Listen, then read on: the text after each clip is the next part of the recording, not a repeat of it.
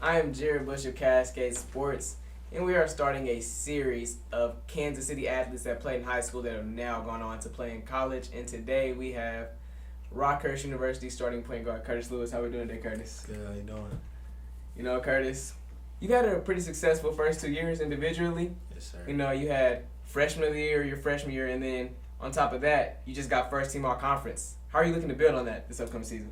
I'm looking to build on it pretty strong. Next year, we got a lot of firepower, a lot of weapons. I'm not the only person who made all conference this year. Another player called Quentin Curry, Nick Voles, Chris Hamill, and another couple pieces that are coming in who should help us out next season. Yeah, and what are you guys going to look like from a team standpoint? What are you guys looking to – what's your guys' goal for next season? I'm pretty sure our main goal for next year is to make the NCAA tournament. Our main goal as a team that we've had is to try and host a regional tournament for next year, which is basically all the teams in our region will come to play at our place, and we would be the host site. So that's our number one goal for the season next year. Yes, and it's not like you didn't really get eased into Rockhurst. You immediately came out starting, kind of had to be the go-to guy right away, that leader, that fire. What was it like adjusting to that at the collegiate level? At first, I honestly had no idea I would be in that position. I came in putting the work just like everybody else on our team, and coach just basically trusted me. He handed me the ball first game, and still continue to write the story. So. Absolutely, and a lot of people be like, oh, you had a pretty storied high school career. Started all 4 years, put up good numbers every single year. It's some people that may say, oh man, he should have went D1, he should have waited. Some people may look down on D2, and people don't really know how good these D2 guys are. Curtis, let us know, what is it like playing at that D2 level and how good you have to be? It's a challenge. Everybody gets different opportunities. Like, of course, everybody wants to go Division I, but I was blessed enough to still play college basketball at the Division II level, and it's just as competitive, just as hard as the people at the Division I level. I mean, as we all see, people from D1 transfer to D2 all the time, or people from D3 transfer up, NAI, JUCO, whatever it is. The D2 level is just as competitive. I mean, as you can see, it's very fundamental. People are still playing super hard defense, team aspect, everybody scores. I mean, it's not easy to play Division II. I mean, you still have to have that right mindset, and you have to stay in shape and follow what your coaches say, and become a team. And you were highly coveted by a lot of D2s in the Missouri area. And when you play for Rockhurst, you not only have to feel like you're playing for your school, but you have to feel like, you're still in Kansas City. You got to feel like you're playing for Kansas City. Yeah, I put on for Kansas City every single day. I let my teammates know it. I let people know it, who I play against. It's like, I'm from Kansas City. Like, when they call the starting lineups, I want to make sure that they know that I'm from Kansas City, Missouri, and that not only am I representing Rockhurst, but I'm also representing Pembroke, and I'm also representing everybody in Kansas City. Absolutely. And, going to go off from your collegiate career a little bit, it was a pretty big story basketball-wise in the Kansas City area. You're signing in front of your grandpa. You're signing at the hospital where your grandpa was. Like, what made you want to do that, and how did that feel just to be able to, for you to let your grandpa see where you're going to college and just show him just be able to show him your next steps of life? He was a big part of my life throughout my entire life.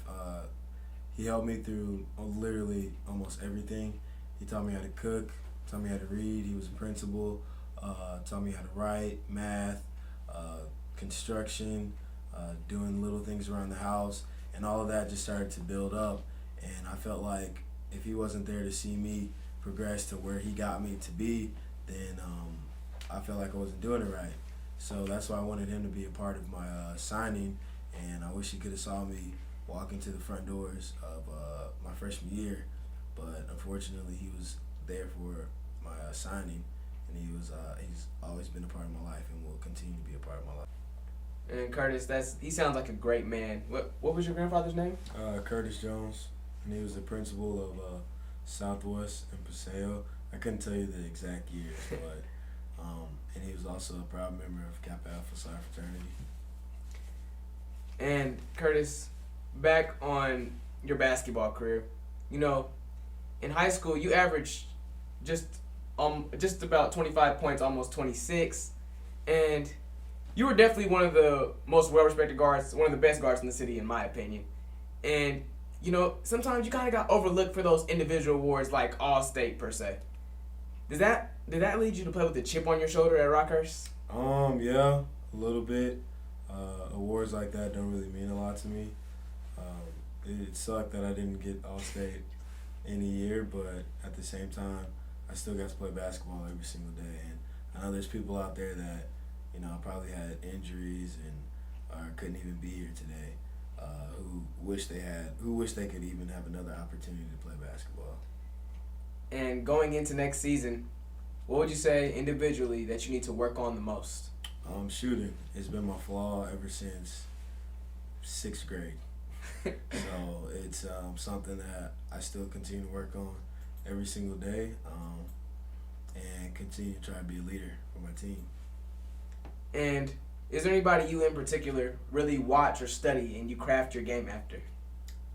As in like college level or NBA level? College or NBA, it doesn't matter. There's a lot of people that I watch. With the NBA, I watch a lot of Chris Paul, Kyrie. What other players? I'm trying to think. A lot of Kyrie. I like the way he's crafty with the ball, gets open shots for himself and for his teammates. College, I watched a lot of different players this year. Kobe White from North Carolina, watched him a lot. Who else did I watch? Trey Jones from Duke, watched him just as well. And back in last year, I watched a lot of Devontae Graham from KU, even though I hate KU. But you can't hate on the player, so. Sounds like you watch quite a bit of players. Yeah. Well, Curtis, what are your plans for after you leave Rockhurst? Overseas or just education-wise, anything? My first goal is to graduate with an accounting major and hopefully become a CPA. And then if basketball is there for me, if I get any opportunities to play overseas, I'm definitely going to have a talk with myself and my family before I make any decisions with that. So I'll be blessed if I had an opportunity, but graduating and maybe finding a job, well not maybe, but finding a job after school would be my number one goal right now. Well, Curtis, it has been great talking to you. I'm excited to see what you have coming up for next season. Appreciate You know, it. good luck on the upcoming season, man. And I'd like to see you soon. Appreciate it, dog. That This program is brought to you by the City of Fountains Coaches Association.